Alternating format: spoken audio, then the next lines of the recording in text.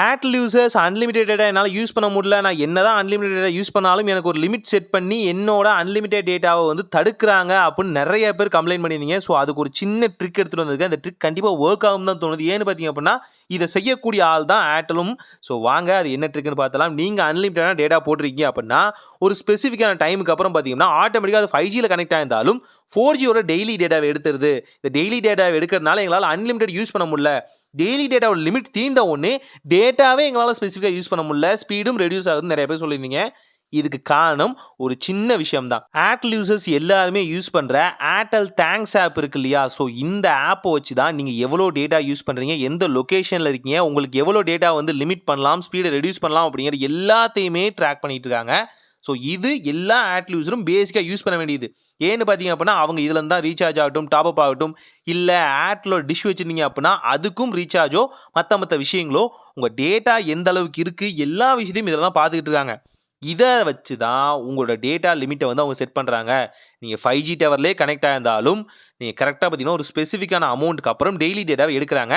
இதுக்கு ஒரு சிம்பிளான ட்ரிக் இருக்குது. எந்த ஆப்பை வச்சு நம்ம டேட்டா யூசேஜை கண்டுபிடிக்கிறாங்களோ அதே ஆப்பை அன்இன்ஸ்டால் பண்ண போகிறோம். ப்ராப்பராக அன்இன்ஸ்டால் பண்ணால் கண்டிப்பாக பார்த்தீங்கன்னா நம்மளை வந்து அவங்களால ட்ராக் பண்ண முடியாதுன்னு சொல்ல முடியும். ஸோ ரொம்ப சிம்பிளாக பார்த்தீங்கன்னா உங்கள் ஏர்டெல் அப்டேட்டில் இருந்தாலும் சரி இல்லைனாலும் சரி ஒரு ஸ்பெசிஃபிக்காக பார்த்தீங்கன்னா இந்த ஆப்பை நீங்கள் அன்இன்ஸ்டால் பண்ணியே ஆகணும்.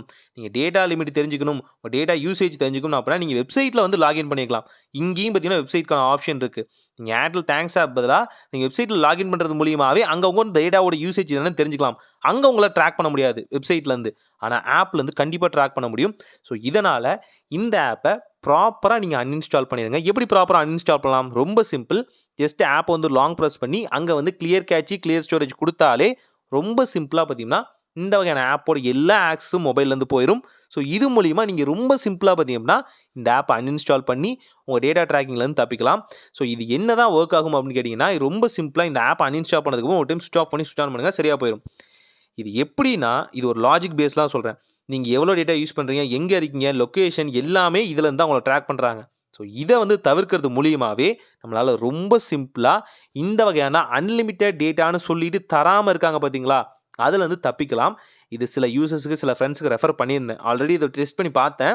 அவங்க சொன்னாங்க ஆமாம் ப்ரோ, நான் வந்து இதை வந்து அன்இன்ஸ்டால் பண்ணதுக்கப்புறம் நிறைய டேட்டா யூஸ் பண்ணாலும் பார்த்தீங்கன்னா எனக்கு அந்த லிமிட் செட் பண்ணல, வார்னிங் மெசேஜ் வரலை, இது மூலம் நடந்துகிட்டு இருக்கு அப்படின்னு சொன்னாங்க. ஸோ இந்த ஐடியா ஓரளவுக்கு ஒர்க் ஆகுது நான் வந்து ஃபைண்ட் அவுட் பண்ண வரைக்கும். ஸோ ட்ரை பண்ணி பாருங்கள். இந்த ஓரளவுக்கு டேட்டா லிமிட்டே எனக்கு இருக்கக்கூடாது, நான் அன்லிமிட்டட் போட்டிருக்கேன் 5G ஏரியாக்குள்ளே இருக்குன்னா இதை ட்ரை பண்ணி பாருங்கள். ஒரு நல்ல மாற்றம் இனிதாய் நடக்கட்டும்.